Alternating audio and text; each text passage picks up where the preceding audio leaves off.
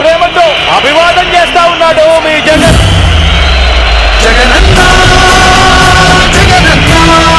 మొత్తం ప్రజలందరూ కూడా చొక్కా మడతేసి బాబుకున్న కుర్చీలను కూడా మడిచి చీపుళ్లతో ఊడ్చి వారి పార్టీని శాసనసభలో 102 నుంచి 23కు తగ్గించారు కదా అని అడుగుతా ఉన్నాను. అదే పని మరోసారి చేయడానికి, చొక్కాలు మడత వేయడానికి